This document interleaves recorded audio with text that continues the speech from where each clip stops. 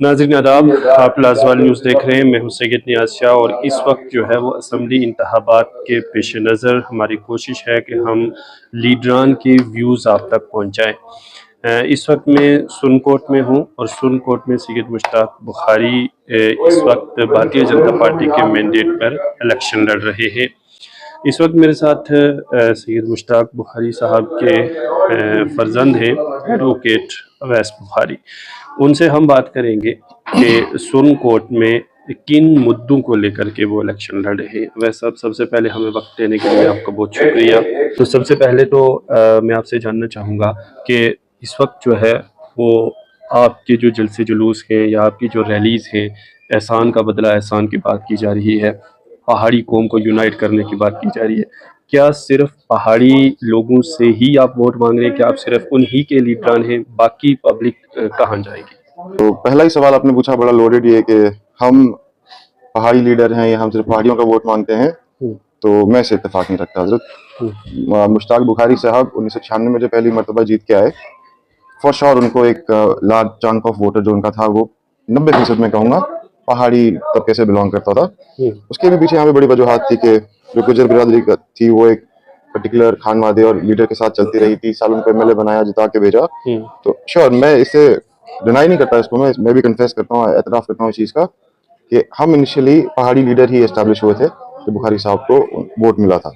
मगर उनके दौर इक़्तिदार में जो उन्होंने काम किए, तो मैं बड़े फ़ख्र से कहता हूँ कि बगैर मज़हब व मिल्लत के, फिर वो हाँ मुसलमान हो या हिंदू हो, उनमें भी फ़र्क नहीं किया। उन्होंने काम जहाँ पे उनको जायज़ लगा तो उन्होंने भरपूर कोशिश की। तो अपना ज़ाती इस पे समझाऊँ कि जो मेरा बैकग्राउंड है वो मौलवी हबीबुल्लाह शाह साहब मेरे जो परदादा हैं, तो उनके खानवादे में ये रत्ती भर भी नहीं है कि हम फ़र्क करें अपने मरीदों में। उनके जो फर्जंद रहे, उनके खलीफा हिदायत शाह साहब, फिर उनके छोटे भाई पीर जमात अली शाह साहब, सियासत के एतबार से बड़ी खिदमत की लोगों की, या फिर मेरे दादा बुखारी साहब, मुश्ताक बुखारी साहब के वालिद मद्दू साहब, इन सब ने हमें सिखाया कि आपको अपने मरीजों में फ़र्क नहीं होना चाहिए। तो जो आप बोल रहे हैं कि हम सिर्फ पहाड़ियों का वोट मांग रहे हैं, हम पहाड़ियों का वोट नहीं मांग रहे। हमने इंशाल्लाह जब इक़्तिदार में रहे तो बुजुर्गों के काम भी किए, पहाड़ियों के काम भी किए। तो उसी काम की बुनियाद पे हम जब लोगों के बीच में जाएंगे तो हम सबसे वोट मांगेंगे। हम बोलेंगे आप हमारा ताउन कीजिए, बुखारी साहब को एक बार फिर मर्तबा जिता के ऐवान में भेजिए, और फिर वो गुज्जर के मसाइल हो या पहाड़ी के मसाइल हो, हम इंशाल्लाह ताला कोशिश करेंगे उनको हल करने की। क्या करना चाहते हैं आप? क्योंकि इस वक्त यहाँ के हॉस्पिटल के हालात आपके सामने, यहाँ की सड़कें, यहाँ की बिजली, यहाँ का पानी, मतलब बुनियादी ज़रूरियात ज़िंदगी भी यहाँ पे नहीं है। और दूसरी जानिब आपकी पार्टी भाजपा बड़े बड़े दावे कर रही है। तो यहाँ पर डेवलपमेंट आप किस नज़र से देख रहे हैं और आने वाले वक्त में क्या करेंगे इसके लिए? भाजपा जो बड़े बड़े दावे कर रही है ना आज, वो अपने काम की बुनियाद पे कर रही है। जो मरीज रहा, जो परेशान रहा, उसको 5 लाख रुपए दिए भाजपा ने, वो उसकी बुनियाद पे बड़े बड़े दावे करती है, जो हक भी है। गुजर बिरादरी को फॉरेस्ट राइट्स एक्ट दिए, जो इंटर स्टेट बैन था उसको हटाया, उस बुनियाद पे बड़े बड़े दावे करती है कि गुजर भी हमारे साथ हैं, जो गरीब मस्कीन परेशान है वो भी हमारे साथ है इंशाल्लाह। पहाड़ियों की देरीना मांग जो थी कि हमको एसटी जुमरे में शामिल किया जाए, उस मांग को पूरा करने के बाद भाजपा ने आज वो उनको तवक्कात है पहाड़ियों से कि वो उनको वोट करेंगे। तो ये उस बुनियाद पे है। दावे हैं बड़े बड़े बेशक, मगर काम भी है। पिछले 10 साल का काम उठा के देखिए, जो तामीर तरक्यात की काम थे उनमें बेशक इजाफा हुआ है। और आप डेवलपमेंट के हवाले से कह रहे थे, तो जैसे मैंने कहा, मुझे बड़ा फख्र है कि मेरे वालिद साहब ने बगैर मजहब मिल्लत के काम किया, और साथ ही साथ मुझे लगता है he was a very efficient MLA. जो उनका दौर इक़्तिदार रहा 12 साल, अगर आप उसको कंपैरेटिव उसका रिकॉर्ड निकालेंगे, उस टाइम पे 86 एमएलए और होते थे। आई एम सर्टेन अगर आप कंपैरेटिव स्टडी करेंगे, जितने प्रोजेक्ट्स उन्होंने यहाँ पे अपने दौर इक़्तिदार में लाए, वो आपको उसकी जो रेशियो है वो बाकी एमएलए से ज्यादा बेहतर नजर आएगी। मैं दिन रात एक की बड़ी तनकीद भी सही कि जी ये जम्मू बैठे रहते हैं, दिल्ली घूमते रहते हैं। वो जो जम्मू बैठे थे, दिल्ली घूमते थे ना अपने दौर इक़्तिदार में, वो लोगों के मजमूई काम या उनके मजमूई मुफाद के लिए कोई प्रोजेक्ट सैंक्शन करवाना था, उसलिए जाते थे, ना कि उनको यहाँ पे कोई कमी परेशानी थी या जम्मू में उनको ज्यादा आराम था। ये वजूहत थी। तो मैं मानता हूँ कि बुखारी साहब को एक बार फिर जब जिता के भेजेंगे लोग इंशाल्लाह ऐवान में, तो जो डेवलपमेंट का सिलसिला, मैं मानता हूँ 2008 में थोड़ा उसको एक धक्का लगा। 96 से 2008 अच्छा एक पीरियड गुजरा है। तो and I am willing to debate anyone जो इस मौजू पे बात करना चाहता है कि बुखारी साहब के 12 साल कैसे रहे, उनसे पहले क्या था, उनके बाद क्या था। मैं किसी भी किस्म की कोई भी मुनाजरा करना चाहे तो मैं तैयार हूँ उसके लिए। ठीक है, आप ये कह रहे हैं कि आपने यहाँ पर काम किए हैं और वो काम आपके मुताबिक हमारा फर्ज भी था जी। अब इस वक्त जो है वो बुखारी साहब चूँकि सेहत के लिहाज से उस लेवल में नहीं है कि वो लोगों तक पहुंच सकें, या चूँकि वो हमारे बुज़ुर्ग हैं, हम भी उनकी बिल्कुल इज़्ज़त बिल्कुल करते हैं। बिल्कुल बेशक। तो इस वक़्त जो है क्या आप समझते हैं कि लोग यंग जनरेशन की तरफ जो लोग बढ़ रहे हैं, वो यंग जनरेशन किस तरह से आपसे जुड़ेगी?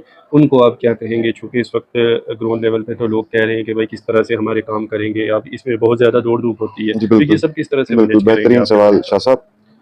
देखिए, हमारी मुराद यही है कि जिन लोगों को ये तनकीद करते हैं बुखारी साहब की, वो देखिए मैं भी तस्लीम करता हूँ 1996 वाले मुश्ताक बुखारी तो है नहीं। जी, तो उस लिहाज से देखिए सबसे नेचुरल चीज़ है, बड़ी कुदरती तौर पे आप एक लंबा अरसा जीते हैं तो बुजुर्गी आती है। और माशाल्लाह हम लोग इस पे हमें फ़ख्र है कि हम अपने बुजुर्गों को साइड लाइन नहीं करते, हम उनको सर आंखों पे बिठा के उनके साय के अंडर काम करना हमें पसंद है। ठीक है। तो हमारी तरतीब और लाएमल तो वही है कि बुखारी साहब एजेंडा सेट कर चुके हैं हुँ, कि हमको किस तरफ बढ़ना है, कैसे बढ़ना है। नेक नियति, साफ दिल, गुज्जर पहाड़ी यकजहती की बात करके आगे बढ़ना है, लोगों के बीच में जाना है। और आप जो कह रहे हैं कि यूथ को कैसे बुखारी साहब अपील करते हैं, तो मैं बड़ा हैरान हुआ कि जब से हम यहाँ पे आए हैं, जो ज्वाइनिंग्स हुई हैं, हुँ, जो बुजुर्ग साथी थे बुखारी साहब के, वो कम दिखे मुझे, तो यूथ के लड़के मुझे ज्यादा उनमें जोश और वल्वला नजर आया। क्योंकि एक जिंदगी इंसान ने काटी हो, एक जद्दोजहद की हो, बाकी लोग अप्रिशिएट करें ना करें, यूथ जो सुरनकोट की आवाम है, यंगर जनरेशन है, वो मुझे लगता है बहुत अप्रिशिएट करती है बुखारी साहब ने जो 40 सालाना अपनी तहरीक में काम किया, पहाड़ी इशू पे काम किया। तो उसके चलते, उसकी वजह से बुखारी साहब से यूथ जुड़ रही है।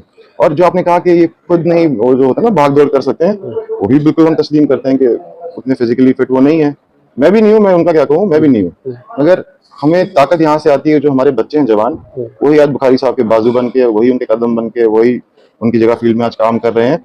और हमारा उन बच्चों से वादा है कि इंशाल्लाह ताला, अगर आप अल्लाह ने चाहा 8 तारीख को जब फैसला हमारे हक में आया, तो मेरा आपसे वादा है कि आप ही अपने इलाके के एमएलए होंगे इंशाल्लाह। क्या अवैस बुखारी इन नौजवानों के साथ खड़ा मिलेगा आने वाले वक़्त में?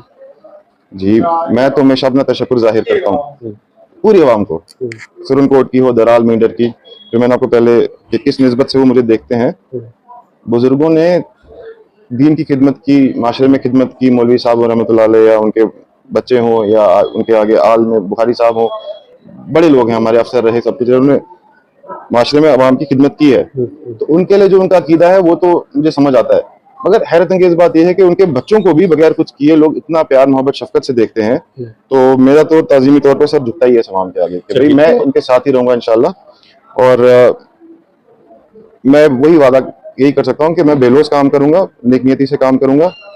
बाकी अल्लाह मालिक है, देखेंगे आगे क्या। बहुत कम जो है लोगों ने यहाँ पर इससे पहले वोट जो है वो बीजेपी को मिले हैं। तो इस तरह की पार्टी को जॉइन करना और फिर उनके मैंडेट पर इलेक्शन लड़ना, क्या कुछ मुश्किलात का सामना भी करना पड़ रहा है? लोगों को कन्विंस करना? मुश्किलात का सामना ये करना पड़ रहा है कि जो आप बात कर रहे हैं, बजा फरमा रहे हैं कि लोग बहुत तनकीद करते थे इस तंजीम की, और उनमें सबसे फहरिस्त में सबसे आगे बढ़ चढ़ के अगर कोई तनकीद कर रहा था भाजपा की, तो मुश्ताक बुखारी साहब ही थे। हुँ, उसके उसके भी बड़े कारण थे, वजूहात थी, पास्ट में जो भी हुआ। मगर बुखारी साहब ने जब अपनी वो तंजीम छोड़ी, जिसमें वो 40 सालों ने खिदमत की लोगों की, तो उन्होंने एक सिंपल सा अपना मौक़िफ़ लोगों के सामने रखा कि जो जमात मेरी आवाम को, मेरी आबादी, जो पहाड़ी लोग हैं, तबका है, कबीला है, उसको एसटी दिलाने में मेरी मदद करेगा, मैं उसके साथ शाना बिशाना खड़ा हूँ। ठीक। बड़े जुमला बड़े कुछ लोगों को नाजेबा भी लगे वो जुमले जो उन्होंने ज़रबे मिस्ल कहे थे। हुँ, हाइपोथेटिकली जो बात थी, उस पे भी बड़ा इशू बना। तो इतनी बड़ी बड़ी बातें वो कर चुके थे कि अगर हमको एसटी मिला, एक देरीना मांग थी जो हमको एक बड़ी इम्पॉसिबल सिचुएशन लग रही थी कि साजिश के तहत पहाड़ियों को इससे महरूम रखा जा रहा है। तो उस पे बुखारी साहब ने फुट डाउन किया कि अगर कोई तंजीम, उन्होंने नाम लिया ना, उन्होंने तो भाजपा को छोड़े, उन्होंने आरएसएस का नाम आरएसएस लिया, का नाम। अगर आरएसएस भी मेरे पहाड़ियों को एसटी देगी तो मैं उनके साथ चल पड़ूंगा। जी, तो वो तो उनका कॉल फैल वही वही रहा, वही एक्शन थे, वही वर्ड्स मतलब थे। अपने वादा निभाने जब के लिए वो पार्टी में नहीं, आए। पहले इन्होंने अपना वादा निभाया ना, ठीक है। इन्होंने हमसे कोई डिमांड नहीं की। हुँ, इन्होंने नहीं बोला कि हमको वोट दो, उसके बाद हम आपको एसटी देंगे। अमित शाह साहब का मुझे स्पीच याद है रजौरी में, उन्होंने कहा कि भाई मैं आपसे कोई डिमांड नहीं करता, हुँ, मुझे लगता है कि आप लोगों का हक है, जैसे आपके गुज्जर भाइयों का हक था, उनके साथ छेड़खानी नहीं की जाएगी, जैसा कि उन्होंने कहा और वही किया। हुँ, पहाड़ियों को मैं उनका हक दिलाऊंगा। तो उस पर एक एतमाद बना इस तंजीम के साथ। फिर फाइनली जब इन्होंने वो एक तारीखी फैसला लिया, सब लोग बड़े इमोशनल थे, एक लगाव जुड़ गया इस तंजीम के साथ कि भाई इन्होंने, इनकी करनी और कथनी में फर्क नहीं था, इन्होंने जो कहा वो करके दिखाया। ठीक है। और आज ग्राउंड पे जो मैं देख रहा हूँ ना, अब आपने सुना होगा हाल में जो नीट के 100 हमारे डॉक्टर क्वालिफाई किए हैं पहाड़ी ST2 में, 100 बच्चा हजरत मुझे लगता है 1947 से लेकर आज तक 100 बच्चा डॉक्टर नहीं होगा हमारे पहाड़ी तबके का, बड़ी तो बात। एक साल में क्वालिफाई कर गया, तो ये बहुत बड़ी बात है, लोगों के दिल में घर कर जाती है। पहले भी जमातें सेंटर में थी, वो नुमाइंदगी कर रहे थे पहाड़ियों की भी, गुजरों की भी। उस तंजीम ने पहाड़ियों को क्यों नहीं दिया एसटी? ये सवाल तो उनसे पूछना चाहिए। आज जो जवान बच्चे जो माशाल्लाह हर तंजीम में देख रहा हूँ मैं, बड़े जोश वलवले से चल रहे हैं। अगर आप पहाड़ी हैं तो जरूर अपने लीडर से पूछिएगा या उनकी तंजीम से ये सवाल पूछिएगा कि आपने पहाड़ियों को, हजरत आपकी 70 साल में 50 साल हुकूमत रही सेंटर में, आपने पहाड़ियों को एसटी क्यों नहीं दिया? ये जरूर पूछेगा उनसे। इसलिए भाजपा पे आज एतमाद बना है पहाड़ियों का, और मैं इंशाअल्लाह पूरी उम्मीद हूँ कि भारी मात्रा में इस बार पहाड़ियों को वोट देंगे। और जो लोग चाहते हैं कि कोई तशद्दुद गिनाना चाहते हैं कि फलानी पार्टी ऐसी है, ये करती है, वो करती है, तो मैं बस ये उनसे पूछना चाहूंगा कि हिंदुस्तान में जो आज तक तशद्दुद होता रहा, कितने लोगों ने अपने एसटी सर्टिफिकेट वापस किए? छोटा सा पहलू आप समझिए कि हजरत के हमारा जो इशू है ना, आज सेटल नहीं हुआ अभी। दे तो दिया इन्होंने, बड़ा तारीखी फैसला किया है, बिल पास कर दिया है, और जो मुखालिफ हैं, चंद अनासर कहूंगा मैं, वो आज भी हमारी मुखालफत कर रहे हैं, कोर्ट में भी गए हैं, हमारे खिलाफ रिट पिटिशंस हैं। वहां पे इस बिल को गवर्नमेंट ने लाया तो गवर्नमेंट ही डिफेंड करेगी ना, मैं और आप तो नहीं कर सकते ना। तो खुदा ना खास्ता अगर भाजपा जो इस बिल को डिफेंड कर रही है, सेंट्रल गवर्नमेंट या स्टेट गवर्नमेंट, कोई भी एडमिनिस्ट्रेशन हो, उनको अगर कोई सियासी मुफाद नहीं मिलता है, तो सियासी तंजीम है ना by the end of it. सियासी तंजीम को अगर किसी फैसले पे सियासी मुफाद नहीं मिलता है, तो फिर उसको उस चीज की इतनी टेंशन क्यों होगी? वो भी बाद में बोल सकते हैं ठीक है जी छोड़ो। सेकंड लास्ट क्वेश्चन, उसके बाद आपका जो है हम पैगाम देंगे। क्या मंशूर लेकर के चल रहे हैं इस वक्त आप, इन शॉर्ट अगर कहेंगे पब्लिक के लिए? वैसे तो पार्टी का एक बड़ा मंशूर है, लेकिन मंशूर हमारा बहुत बड़ा है, शॉर्ट में कर नहीं पाऊंगा, बट बेसिक है गुज्जर पहाड़ी इत्तेहाद। ठीक है। जो मैंने कहा कि इंतशार फैला हुआ था, नफरतें फैली थी, वो अल्लामा इकबाल का शेर है कि एक ही सफ में खड़े हो गए महमूद और अयाज, ना कोई बंदा रहा ना कोई बंदा नवाज। उसकी तर्ज में मैं कहूंगा कि अब बराबरी हो चुकी है, इक्वालिटी एक्विटी अचीव हो चुकी है, तो इंशाल्लाह नफरतें कम होंगी माशरे में। भाई भाई से नहीं लड़ेगा, पड़ोसी पड़ोसी से नहीं लड़ेगा, उस पर हमें काम करना है, गुज्जर पहाड़ी इत्तेहाद पे काम करना है। वोटों की बात अलग है, कौन किस पहाड़ी से वोट मांग रहा है, गुज्जर से वोट मांग रहा है, मगर सोसाइटी तो हमारी यही है ना, इसी माशरे में रहना ना हमने, मिलजुल के जी मिलजुल के रहना इंशाल्लाह। तो पहला हमारा मंशूर यही है, मैंने है बड़ा, मेरे हिसाब से बड़ा एम्पावरिंग मैकेनिज्म है।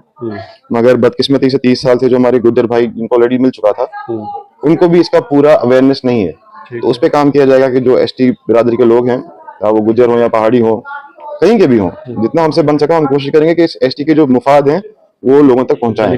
और मेरा मानना है कि हर जुमरे में इसको थोड़ा महदूद किया जाता है कि सिर्फ एजुकेशन या एम्प्लॉयमेंट के हवाले से इसका फायदा नहीं, इसका इंशाल्लाह ताला हर जुमरे में फायदा है, हर एस्पेक्ट में फायदा है, तो इस पे काम करेंगे, अवेयरनेस पे। दूसरा मंशूर अभी बहुत जल्द आएगा, क्योंकि हमको भी परेशानी थी 3-4 दिनों से, कौन इलेक्शन लड़ रहा है, कौन बैठ रहा है, तो इंशाल्लाह ताला भाजपा में जो सारे प्रत्याशी थे वो बुखारी साहब के फेवर में विड्रॉ कर गए हैं। वहां पे थोड़ा हमारा मसला अटका हुआ था, ऑफिशियली जो हमारा मैनिफेस्टो था वो जल्दी ड्राफ्ट होगा, उसमें हमारे senior most leader Abdul Hameed Mannas Sahab हैं, वो उस मैनिफेस्टो पे काम करेंगे। हमारे यूथ के लीडर हैं यंग गन हमारी सोहेल मलिक साहब, वो दोनों ही इस मंशूर को तैयार करेंगे इंशाल्लाह बहुत जल्दी, 1-2 दिन में हम सामने कर देंगे आपको। All weather connectivity Mughal road की, उसमें टनल की जरूरत पड़ेगी, उस पर काम कीजिए, उस पर काम करेंगे इंशाल्लाह, वो डिमांड रहेगी। और उसके साथ साथ रेलवे लाइन का बड़ा मसला है, वो भी इंशाल्लाह ताला हम पूरी उम्मीद है कि वो भी जल्द से जल्द सेटल हो जाएगा। उसके बाद हेल्थ के हवाले से मैं कहूँगा कि हमारे पास एक बड़ा अस्पताल होना चाहिए, जिसकी बड़ी कैपेसिटी हो, 200 बेड का अस्पताल होना चाहिए, ट्रॉमा सेंटर्स होने चाहिए, हाईवेज पे एक्सीडेंट्स वगैरह होते हैं। एजुकेशन के हवाले से एक जीडीसी तो है सुरनकोट, उसकी भी बड़ी तारीख है, कभी तफसील से बताऊंगा आपको मैं। तो हम चाहेंगे हमारी बच्चियों के लिए स्पेशल एक विमेन कॉलेज भी हो। आखिर में क्या पैगाम रहेगा सभी लोगों जो मंशूर है, पैगाम भी वही है कि अल्लाह रसूल के सामने मेरी आपसे यही अपील है कि हम लोग तफरकाबाजी में नहीं पड़ते, ना हमने कभी किया ऐसा, कोई बात की हो, कोई दिखा दे, अगर मेरे को ऑन रिकॉर्ड दिखा दे मेरे वालिद साहब है, मेरा कोई ऐसा कॉल या फैल कि हमने कहा हो कि सिर्फ एक कम्युनिटी को उनका हक दो, दूसरी से छीनो, उनकी मुखालफत की हो, तो मैं ईमानन कहता हूँ मैं उसके अगली मरतबा आपके सामने नहीं आऊंगा, इस किसी भी वसादत से, किसी भी जरिए से मैं आइसोलेशन में चला जाऊंगा, क्योंकि हमें फक्र है अपने जो हमारा पुश्तैनी रिकॉर्ड रहा है मौलवी साहब के टाइम से आज तक, हमने कभी अपने मरीजों में तफरकाबाजी नहीं की। ठीक है, तो उस पे तो हम चाहेंगे काम हो। गुज्जर पहाड़ी इत्तेहाद जो हमारा मंशूर है, वही मेरा पैगाम है कि प्यार मोहब्बत अमन शांति बनाए रखें, सियासी इख्तलाफात अपनी जगह, मगर कल अभी कुछ दिन में मिलाद नबी का फंक्शन होगा, तो हम सारे इकट्ठे होंगे इंशाल्लाह। वही है मेरा पैगाम कि बस अमन शांति भाईचारा बनाए रखें। और दूसरा पैगाम है कि बुखारी साहब पे अपना एतमाद एक मरतबा फिर दिखाएं। जो मैंने आपसे पहले कहा कि जो भी आपके काम काज होंगे वो आप इंशाल्लाह खुद करेंगे, हम कोशिश करेंगे आपको एम्पावर करने की फर्दर। बुखारी साहब के साइन कराएंगे, अपना मंशूर आप खुद सेट कीजिए और काम कीजिए इंशाल्लाह।